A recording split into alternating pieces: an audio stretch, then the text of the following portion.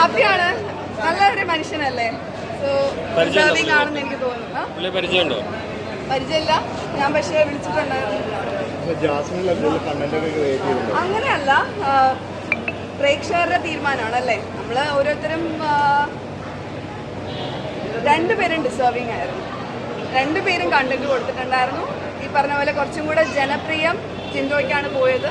ജിൻഡോ പലരും PR work എന്ന് പറയുമ്പോഴത്തേക്ക് അത് കാരണം ഒരുപാട് സ്ത്രീകളെ ഡീഗ്രേഡ് ചെയ്തു. സ്ത്രീകൾ എന്ന് പറയുന്നില്ല, പുരുഷന്മാരെ ആണെങ്കിലും PR കാരണം എന്താ പറയുക, സത്യം കള്ളമാക്കാനും കള്ളം സത്യമാക്കാനും ഒരുപാട് രീതിയിൽ യൂസ് ചെയ്യുന്നുണ്ട്. അപ്പം നമ്മൾ വ്യക്തി എന്നുള്ള നിലയിൽ നമ്മൾ തിരിച്ചറിയണം, അത് നമ്മൾ വിശ്വസിക്കണോ വേണ്ട എന്നുള്ള കാര്യം. നമ്മള് അയ്യോ, അത് ഞാൻ കേട്ടൊരു കാര്യമാണ്. ബിക്കോസ് ഞാനൊരു വലിയ ലിസ്റ്റാണ് കൊടുത്തിരുന്നത്. ജാൻമണിന്റെ പേര് മാത്രമല്ല, ജാൻമണി ഞാൻ ഇറങ്ങിയപ്പോൾ മുതൽ ജാൻമണി കയറണം എന്ന് ആഗ്രഹം പറയുന്നുണ്ട്.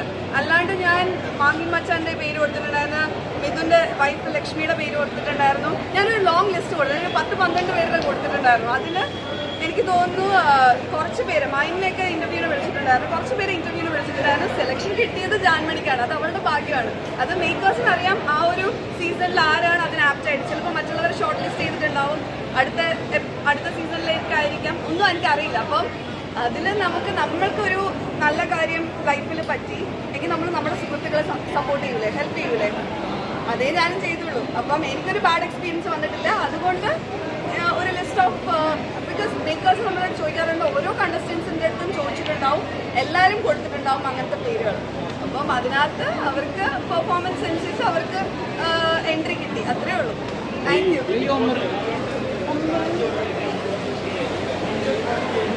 പ്രേക്ഷകരുടെ സിമ്പതി വോട്ട് കൊണ്ടാണ് തോന്നുന്നുണ്ടോ? സിമ്പതി വോട്ട് അങ്ങനെ നിങ്ങൾക്ക് തോന്നുന്നുണ്ടോ? പുള്ളിക്കാരൻ ടാസ്ക് ചെയ്തിട്ടില്ലേ? ചെയ്തിട്ടുണ്ടല്ലോ.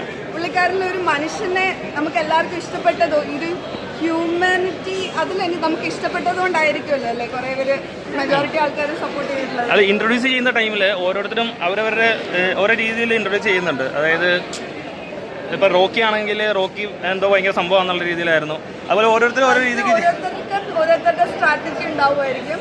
പക്ഷെ എനിക്കറിയത്തില്ല, നമ്മൾ എൻഡ് ഓഫ് ദ ഡേ എല്ലാ കണ്ടസ്റ്റൻസിനും അവരുടേതായ സെറ്റ് ഓഫ് പ്രേക്ഷകരുണ്ടാവും, ഇഷ്ടപ്പെടുന്നവരുണ്ടാവും, ഹേറ്റേഴ്സ് ഉണ്ടാവും, ഇതെല്ലാം ഉണ്ടാവും. അതാണ് ഈ ഒരു എന്താ ബിഗ് ബോസ് എന്ന് പറയുന്ന പ്ലാറ്റ്ഫോമിൻ്റെ ഒരു ഇത് അല്ലേ. നമുക്ക് പോസിറ്റീവ് മാത്രമല്ല നെഗറ്റീവും വരും.